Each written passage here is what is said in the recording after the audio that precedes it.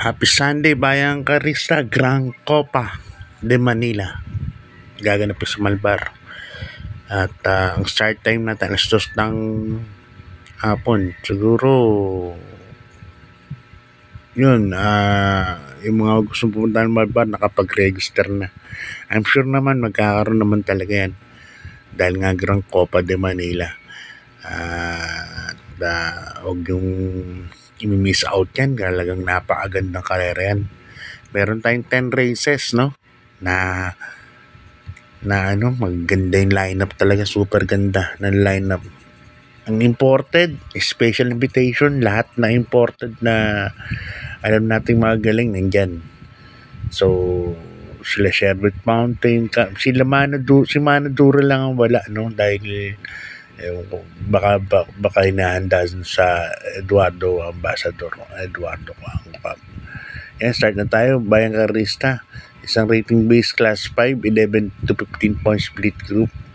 Ito, distansya natin, 1,400 meters, no? Isang rating-based, race 1 pa lang. Nuknukan na ng gulo. 12 entries po maglalaban-laban. First case ko, siyempre, Big Boss James Rabano. Team JRS yan. Number 7, Autumn Shower. Sa kanya ni Jeff Sarate. Yan ang first case ko. Second case ko, numero 11, Badabing. Sa kanya ni Jackie J. M. Storke. Yan, bumaba na ng grupo 15 na lang. Third case ko, numero 5, Bad Boy MJ. Sa kanya naman ni Jackie Pabs Cabalejo. Race 1 pa lang, gulo na. Okay, good luck, Bayang Karista. Lipat tayo sa race number 2. Ito na yung sinasabi ko sa inyong special invitational race. Mga imported. Distance natin dito, milya. No? Full gate tayo, 14 runners. At meron silang premyo na 1 million. No? Distributed 1 million. So, dito sa karera na to, andito si Perfect Delight and Windfall. So makikita naman, expected na natin yan, yung dalawa na yan maglulutsahan. Si Andiama Aprense, at tingin ko ibang style ng gagawin nito, magpaparimate ulit, lalo na maganda yung numero, no, nasa gitna. So first choice ko pa rin siyempre Sherbet Mountain, nasa akin Jackie Mark Alvarez. Yan ang first choice ko. Makakaabang lang ng kila Windfall yan and Perfect Delight. Kaya nga lang, baka tapalang kagad ni Andiamo Aprense yan. Second choice ko, ito Dehadrito, numero 5, Dissolve. Yan, sa akin ni Jackie Pops Cabalejo. Malamang di nila babantayan yan kasi dehado yan dyan. Pero sa akin, malaki po panaling yan. At talagang yung third choice, Andiamo Aprense na rin, no? Dahil nga, yan ang babantay kay Sherbet Mountain. So, good luck. Makakita tayo ng magandang karera sa linggo. Yan. Dito na, race number 3, isang Pinracom Grand Copa de Manila. Yan, main event natin. Distance 1,600 meters. At dito meron tayong 11 runners, no? Sa race number 3. First case ko, Dihado. Numero 2, Basheru. Ang sa Jackie Uno Hernandez. Diyan ako lalagay. Kasi Milya nasa harap ng VIP yan sa Malbar. So maikli lang siya, likuan po kagad dyan. Kaya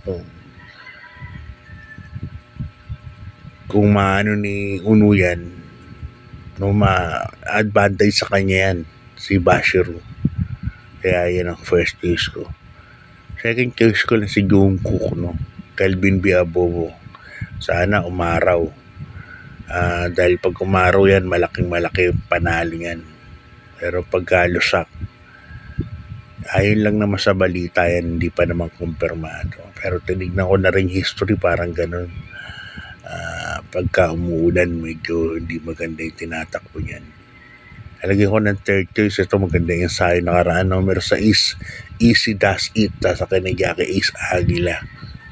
Yan. Good luck, Bayang Rizal. Lipat tayo sa race number 4. Sa rating base last 4, 22 to 27 points. At dito meron tayong 11 runners, no?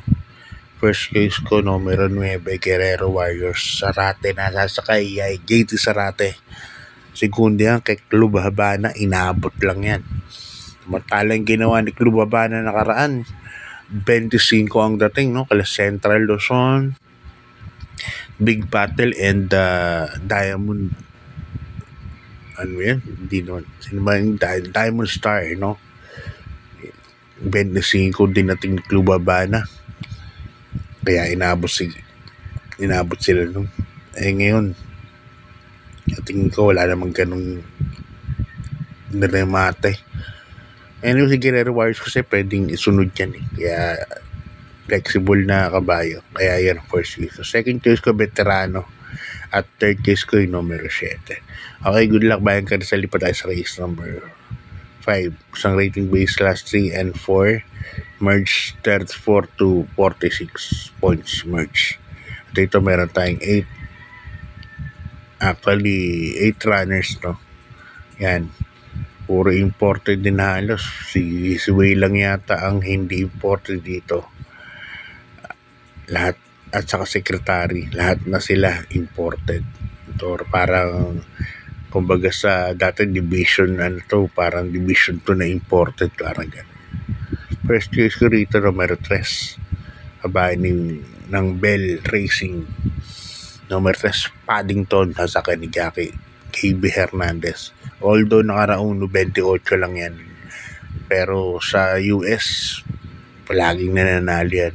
Second choice ko na rin yung imported number 7, Caligan. Yan.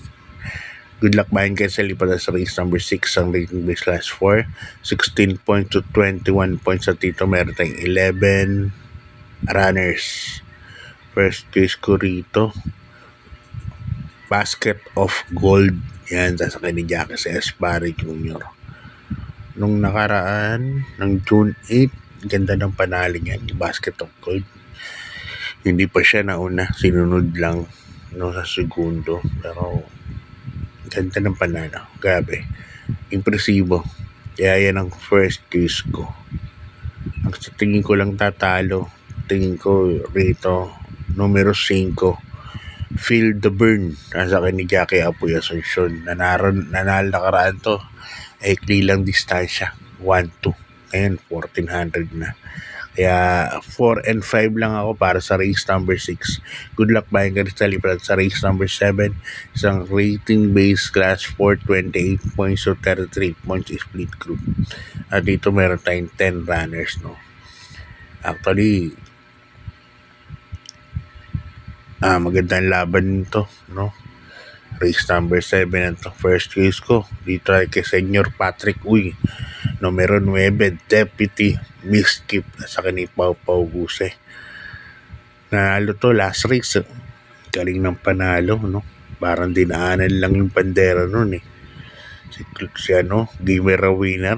Gamer Winner ba? Oo, yata.